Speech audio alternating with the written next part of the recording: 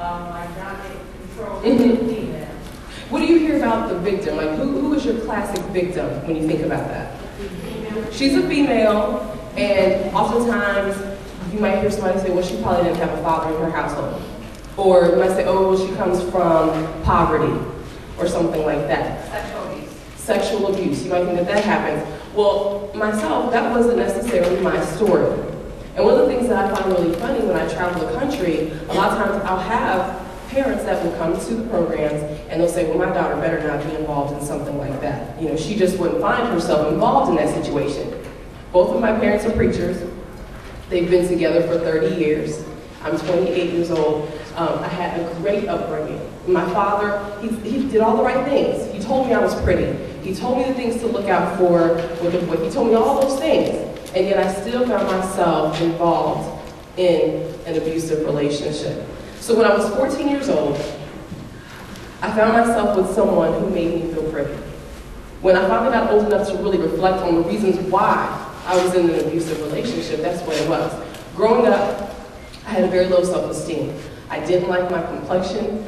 Now, mind you, I feel much better about myself now. I love myself now. But I did like my complexion when I was younger because, you know, we as adults have such influence over young people. And thinking from the standpoint now, as an adult myself and dealing with young people all the time, maybe people thought that they were being uplifted. But oftentimes they would say to me, oh, you're such a pretty dark-skinned girl. Yeah, you're pretty for a dark-skinned girl. And for me, I used to just kind of say, why do you have to put dark skin in there? Why can't you just say that I'm pretty? So that's kind of where it started, that I can remember where the self-esteem came from. And because of that, I didn't like my color. I felt like it was a bad thing. And so I kind of grew up, you know, I was an overachiever, but I didn't like myself. So it was very simple. This person that came into my life made me feel pretty. And this is what you're dealing with. These young people that you're talking to about abstinence, you're dealing with young people who are broken, oftentimes. And we don't see that they're broken. I had a 4.1, and I was broken. I was the president of my class, and I was broken. I traveled throughout my community in high school, in middle school, singing and performing, and I was broken. And I was able to connect with somebody who made me feel just a little bit better about myself. The young people that you encounter every day, really, most of the time, they bounce off of each other. As much as we would love for them to come to us as adults, they don't. They go to each other. So they're getting influence from each other. And so from my peers, I wasn't getting, oh, we think that you're great, we think that you're pretty. I wasn't getting, Tamika, it's great for you to be a virgin. What I was getting was, well, that's the reason why he broke up with you. You know, I had happened to be in a relationship before the abusive one, and because I wanted to say no, we broke up the next day. Now, we're adults, so of course we know. We're quick to say, girl, you just need to leave him alone anyway. But at 14, my friends, the female friends, I didn't have a hurrah section saying, it's good for you to be a virgin, girl, stay pure. I didn't have that. Well, you should have gave me some, is basically what I was hearing. I'm 28. I mean, you're talking about that was 14 years ago. So just imagine what they're seeing on TV now, what they're hearing in their music, and the message is just being perpetuated. So again, I found myself in this relationship, and it didn't start off abusive. It started off great. Classic things that you hear. It started off great, but eventually he started telling me what to wear. He started picking my friends. I was not allowed to have male friends. I wasn't allowed to wear form-fitted clothing. So I started, and I've always been very small, but when I was in high school in particular, I might have been a size 1 or something. But I started wearing extra large t-shirts and big pants, and I just looked a mess.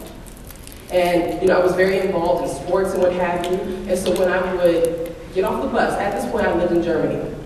So we were bused from the school to our community, and we basically had to walk about a mile to get home. Well, I had to call him within 15 minutes.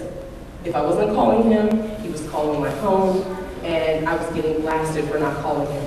I was being berated, I was being interrogated, asked, okay, so who have you been messing with? Well, in 15 minutes of me walking from where I was to my preacher parents' house, what do you think I'm doing? So these are the things that I dealt with. From there, there was sexual abuse, and of course I'll kind of get into it a little bit more as we continue on into the presentation, but there was the sexual abuse. I went from saying no. I mean, I grew up in church, so I knew what was the right thing to do from a spiritual sense. And again, I had parents who told me the right thing to do, so I had the positive influence from my parents.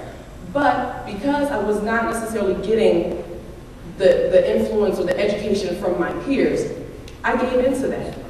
And was in the wrong place at the wrong time. And yes, ma'am? I was just curious, how old was this gentleman? He was 15. Yep, we were in 9th grade. Okay. We were in 9th grade. And I look at pictures now, I'm like, what were you thinking? You know, but back then I thought he was the stuff. You know? He was the stuff. Everybody wanted him. But I thought, you know, I had him, and what was I thinking? And it's so funny, about 2 years ago, he found me on MySpace. And I was like, he found me on MySpace, and his message to me was, well, he cussed, but he was just like, man, I really messed up when we were in school. And I was like, yes, you did. I'm married, thank you. You know, and left it alone. But it's just amazing that I feel like even now, just 2 years ago, I've been searching and searching for you on MySpace, and, you know, what's your phone number? What's wrong with you? You know, so it's just really an amazing thing. So let's just move on a little bit. So some of the objectives today when I was asked to do this program. So let's go to our first thing. Our activity is called Take a Stand. Okay, now generally what would happen is you would pick 2 different sides of the room. You don't need to don't look at your paper right now, because you're actually going to kind of participate in this, okay? So what you do is you would have one side of the room that would have a sign that said agree, and on the other side of the room you would have a sign that said disagree. Now what I'm going to do is I'm going to read just a couple of the statements that are on there. I want you to act as a team. I want you to think like a team. If you agree with the statement, I'm not going to make you move. Just stand up. If you disagree, stay sitting down. And then what we're going to do, we're going to talk about why you agree or disagree. Your teens. Your teens, not adults. Because the point about it is, you know, I wrote it as though you were talking to a teen. Your teens right now. You can do it like that, however it fits for you. Because honestly, they don't think much different than we did 10 years ago. They really don't, and it's amazing to me. You know, you would think that maybe they're a little bit wiser, but they're not, you know, and they really think the same way. And this is a program that I do with teens, and so if you need to think like how you were 10 years ago, that's fine. And when you get up to, if you feel like you want to say something, and I'd love for you to say something to argue your point, talk like a teen. So everybody recognizes you, not you, you're a teenager. Okay, so the very first statement that I'm going to read to you, and again, I'm only doing a few of them. It is healthy to be jealous. It shows the other person that you care. If you agree with that statement, stand up. You're a teen now. It's healthy to be jealous because it shows the other person that you care. He loves me. He loves you. Is that what jealousy is? Yeah, he don't want me to be with nobody. Okay. Why do you think that jealousy is a good thing? Same exact reason. Does anybody have anything different? Why do you feel like jealousy is a good thing? Jealousy is We normal. are. No. Okay. And if he didn't care about me, he wouldn't be doing all of this. So I know my man loves me. Okay, very good. Now, if you disagree, can you stand up? If you disagree with that statement, you're a teenager, you disagree. It's healthy to be jealous. Tell me why you disagree with that. Why is it not healthy? It's hating? Okay, it's hateful. Why? Do you have a reason why you disagree with that? As a teenager or somebody else? It shows that you don't trust the person. Okay. So him calling me on the phone, that's not a bad thing? Calling me all the time, asking who I'm talking to, that's not a bad thing? Calling and asking is fine, but bugging me and not believing my answer is a problem. Okay. Why do you disagree with this? Because the things that he does to me when he's jealous, and he does out of jealousy,